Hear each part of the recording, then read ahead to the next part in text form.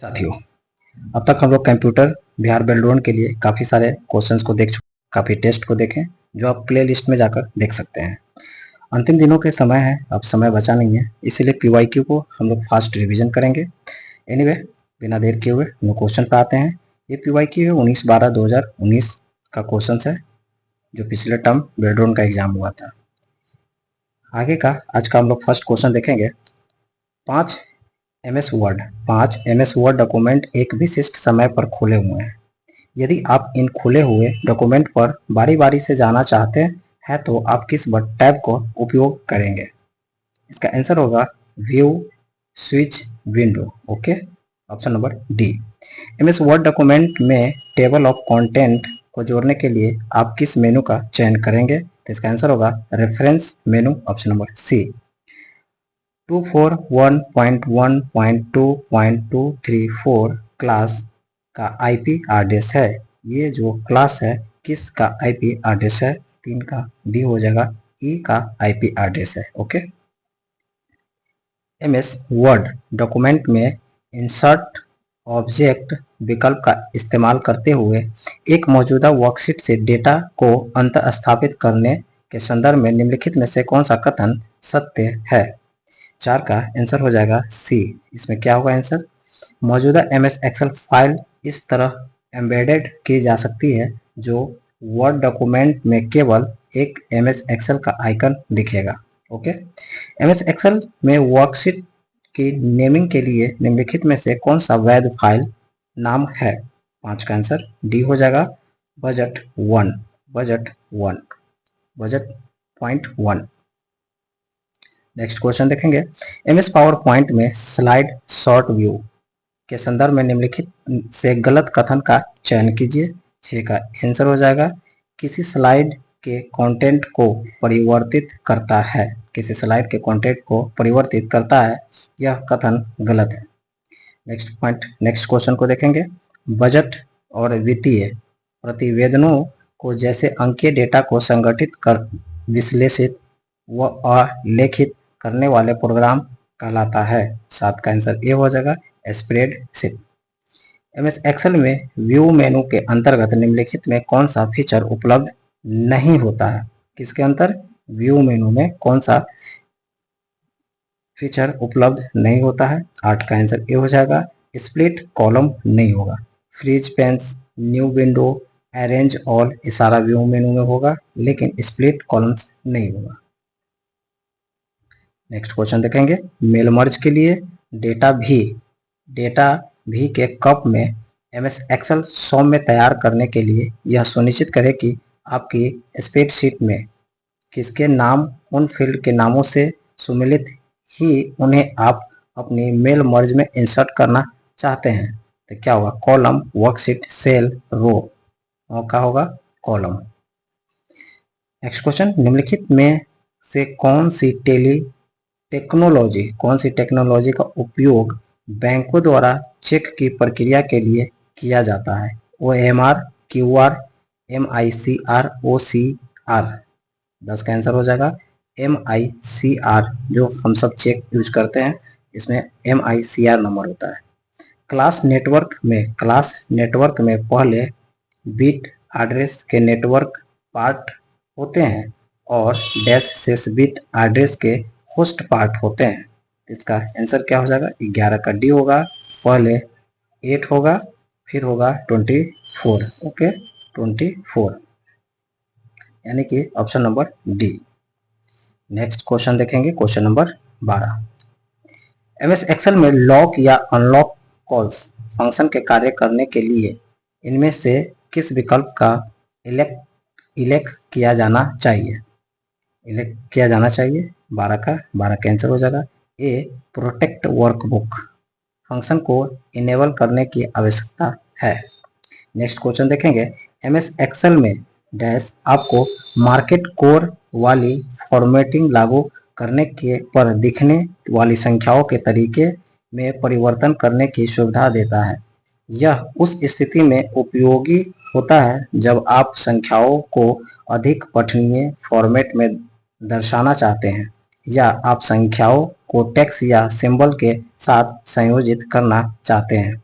13 का आंसर हो जाएगा ए हो जाएगा टेक्स्ट फंक्शन।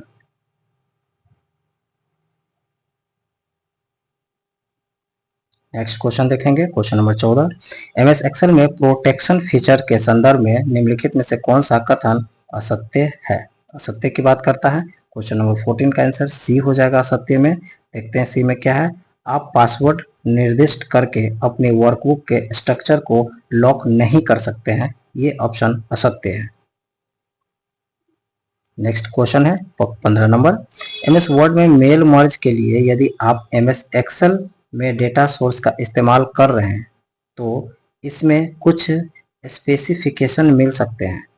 इस संदर्भ में निम्नलिखित में से कौन सा कथन गलत है? 15 का आंसर बी आंसर हो जाएगा जो गलत है। लिस्ट में कोई रिक्त स्तंभ या पंक्ति नहीं होनी चाहिए। नेक्स्ट क्वेश्चन 16 नंबर में, क्या सोर्स कोड को इंटरमीडिएट फॉर्म में रूपांतरित करता है और फिर उस इंटरमीडिएट कोड मशीन लैंग्वेज में रूपांतरित करता है? ऑप्शन नंबर 16 का क्या हो जाएगा? सी होगा कंपाइलर। नेक्स्ट क्वेश्चन देखेंगे, क्या एक आइकन होता है जो आपको उस आइटम यानी कि डॉक्यूमेंट, एप्लीकेशन या पिक्चर एक तक निर्दिष्ट करता है जो कंप्यूटर में कहीं और स्थित होता है। यह यूजर के लिए उस आइटम तक एक्सेस अधिक सुगम यानी आमतौर पर डेस्कटॉप पर बनाता है और इसे आइकन के कोने में एक छोटे तीर द्वारा पहचाना जाता है। क्या हुआ? स्टार्ट बटन, प्रोग्राम, शॉर्टकट या GUI? 17 का आंसर डी होगा शॉर्टकट। नेक्स्ट क्वेश्चन देखेंगे, वर्ड प्रोसेसिंग डॉक्यूमेंट में टैब्स या स्पेसेस के माध्यम से की जाने वाली टेक्स्ट की अलाइनिंग एक कठिन कार्य हो सकता है। एमएस वर्ड के द्वारा किसी डॉक्यूमेंट में टेक्स्ट के स्तंभों तथा पंक्तियों को आसानी से अलाइन करने के लिए इंसर्ट करना होगा। 18 का आंसर हो जाएगा ए टेबल। एमएस एक्सेल वर्कशीट में पूरे स्मार्ट आर्ट ग्राफिक में रंगों में परिवर्तन करने के लिए स्मार्ट आर्ट पर क्लिक करें। स्मार्ट आर्ट टूल्स के अंतर्गत टैब पर स्मार्ट आर्ट ग्रुप में डैश पर क्लिक करें। 19 का आंसर हो जाएगा, 19 का आंसर ए हो जाएगा design, smart art, styling, change colours. Next question देखेंगे, एमएस पावर पॉइंट में आप स्लाइड के साइज का निर्धारण करने के लिए किस विकल्प को चयन करेंगे? एमएस पावर पॉइंट में स्लाइड के साइज को निर्धारण करने के लिए किस विकल्प को या कहाँ पे जाएंगे? स्लाइड शो, फाइल, डिजाइन या ड्यू? 20 का आंसर हो जाएगा बी डिजाइन पे। नेक्स्ट क्वेश्चन देखेंगे, निम्नलिखित में क्या परिणाम होगा जब right click on the file name and send to desktop? जब इतना हम करेंगे तो क्या परिणाम इसका होगा? तो इसका परिणाम होगा डेस्कटॉप पर फाइल शॉर्टकट आइकन बन जाएगा। डेस्कटॉप पर फाइल का शॉर्टकट आइकन बन जाएगा। निम्नलिखित में कौन सा ऐसा कार्य है जो प्रमुख रूप से CPU का नहीं है? अब इसमें जो कार्य है जो CPU का कार्य नहीं है बताएं। तो इसका ग्राफिकल प्रोसेसिंग कार्य CPU का नहीं है, लेकिन प्राइमरी स्टोरेज या मेन मेमोरी के साथ निकटता के साथ इंटरेक्ट करना, एरिथमेटिक या लॉजिकल ऑपरेशन को क्रियान्वित करना, भंडारित यानी स्टोर्ड प्रोग्राम निर्देशों को क्रियान्वित करना, ये सारा CPU का है, बट ग्राफिकल प्रोसेसिंग करना नहीं है। इंटरनेट से कनेक्ट करते समय 1 Mbps की डेटा ट्रांसफर की दर प्रति सेकेंड के बराबर होता है। 23 का आंसर डी हो जाएगा 10⁶ बाइट्स के बराबर। मेल मर्ज प्रोसेस में 3 डॉक्यूमेंट शामिल होते हैं। मेल मर्ज प्रोसेस में 3 डॉक्यूमेंट शामिल होते हैं, मेन डॉक्यूमेंट तथा मर्ल्ड डॉक्यूमेंट। 24 का आंसर क्या हो जाएगा? ये हो जाएगा डेटा सोर्स। 25 में देखेंगे, एप्लीकेशन सॉफ्टवेयर के संदर्भ में निम्नलिखित में से कौन सा कथन सत्य है? कौन सा कथन सत्य है एप्लीकेशन सॉफ्टवेयर के तहत? इसका होगा यह विशिष्ट उद्देश्य सॉफ्टवेयर है, यह विशिष्ट उद्देश्य सॉफ्टवेयर है जिसका उपयोग विशिष्ट कार्य करने के लिए किया जा सकता है। स्लाइड शो के दौरान स्क्रीन को काली करने के लिए क्या दबाया जाता है? स्लाइड शो के दौरान स्क्रीन को काली करने के लिए क्या दबाया जाता है? 26 का बी हो जाएगा, ऑप्शन बी।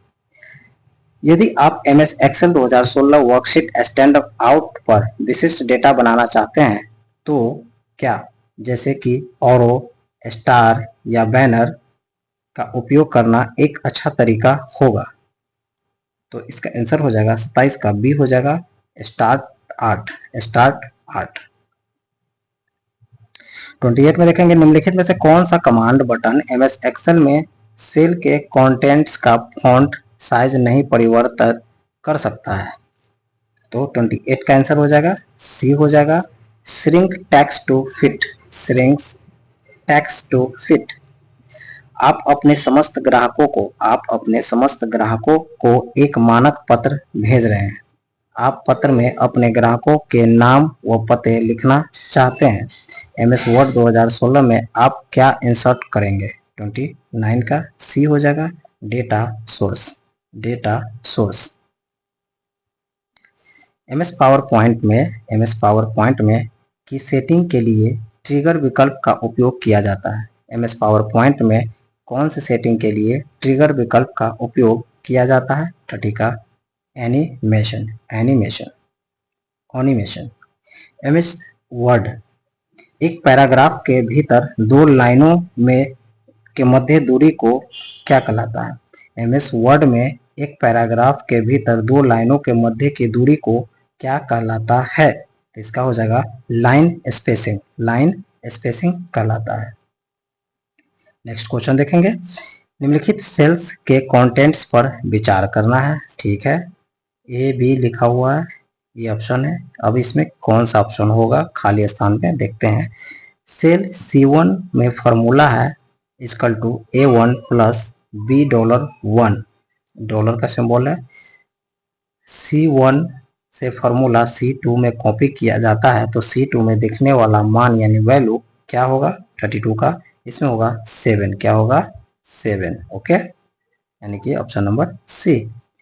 8 पेजेज वाले MS वर्ड 16 डॉक्यूमेंट में आप केवल 2, 3, 6 और 8 का प्रिंट आउट लेना चाहते हैं तो आप किस सेटिंग का इस्तेमाल करेंगे? बहुत ही सिंपल क्वेश्चन है।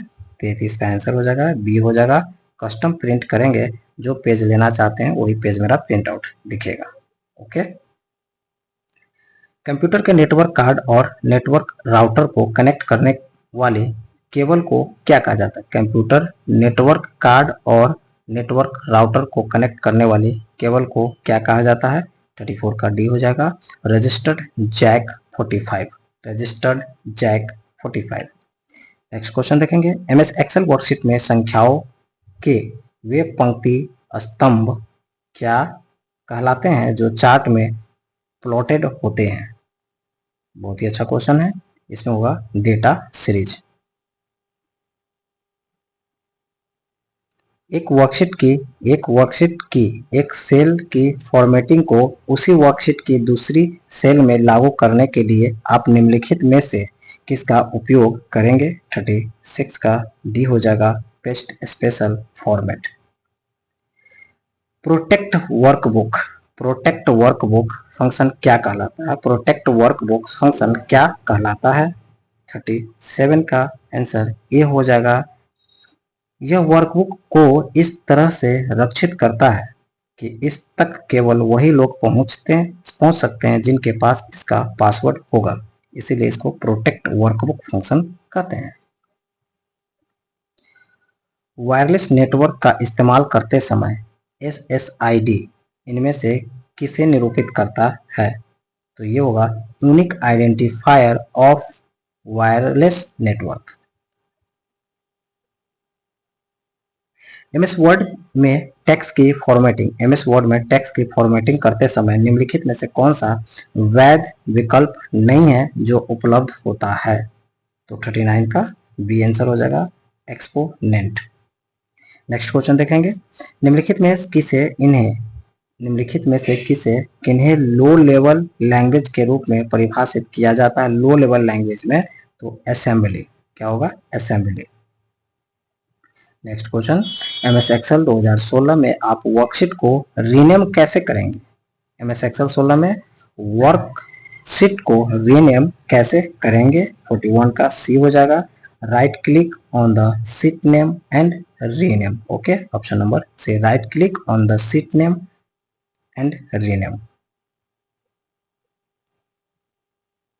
एमएस वर्ड में किसी टेक्स्ट को फॉन्ट परिवर्तित करने के लिए क्या करना होगा? एमएस वर्ड में किसी टेक्स्ट को फॉन्ट परिवर्तन करने के लिए क्या करना होगा? इसका आंसर क्या करना होगा? ए में क्या है? परिवर्तित किए जाने वाले टेक्स्ट को सिलेक्ट करेंगे या होम टैब पर बॉक्स पर ड्रॉप डाउन एरो पर क्लिक करेंगे, उसके बाद वांछित फॉन्ट का चयन करेंगे। तो इसका आंसर हो जाएगा font, option number D. MS Excel में इनमें से किस टूल का उपयोग एक सेल के फॉर्मेट को किसी दूसरी या सेल्स के रेंज में कॉपी करने के लिए किया जाता है? 43 का आंसर हो जाएगा B, format pointer. Format pointer. कार्यालय में इस्तेमाल किए जाने वाले लैपटॉप में किसकी डेटा स्टोरेज क्षमता होती है? तो कितनी डेटा स्टोरेज क्षमता होती है कार्यालय में इस्तेमाल किए जाने वाले लैपटॉप में?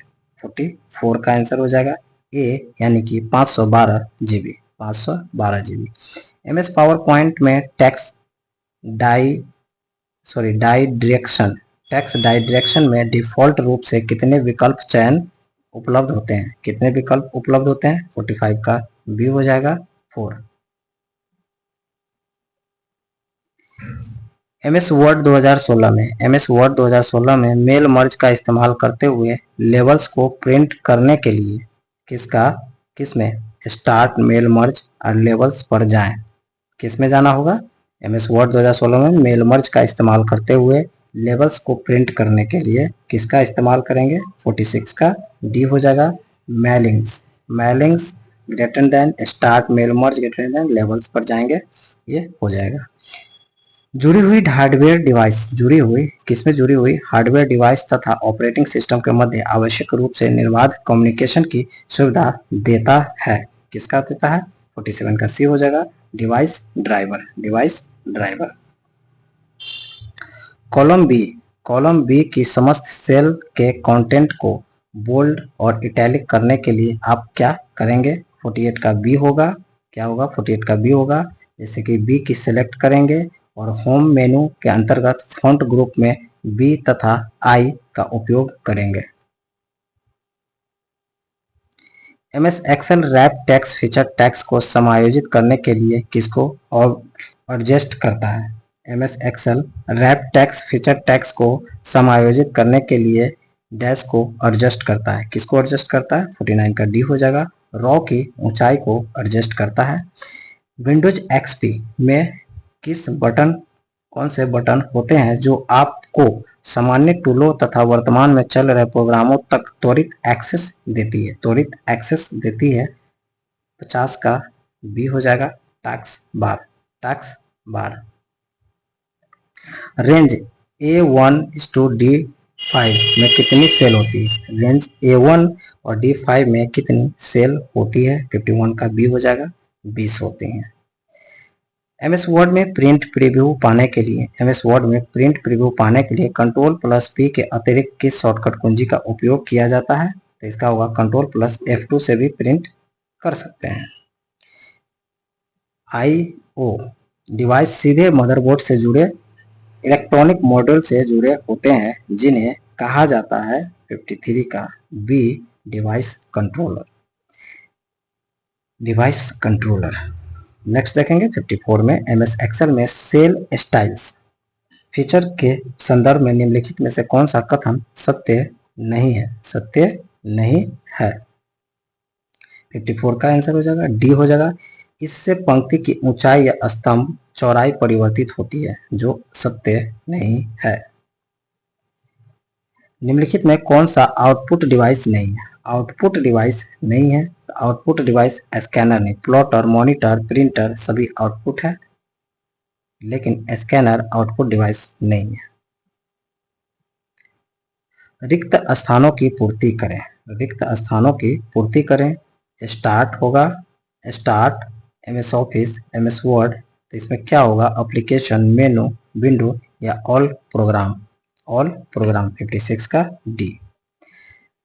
आपने एक एमएस एक्सेल स्प्रेडशीट में 5 विभिन्न स्तंभों में डेटा एंटर किया है, लेकिन आपने देखा कि आप तीसरे स्तंभ में उपलब्ध सूचना को पढ़ नहीं पा रहे हैं। आप सभी 5 स्तंभों की एक जैसी दिखावट चाहते हैं। आपको क्या करना चाहिए? आपको क्या करना चाहिए? तीसरे सेल की दाईं बाउंड्री पर डबल क्लिक करें, आपको सब सेम दिखाई देने लगेगा।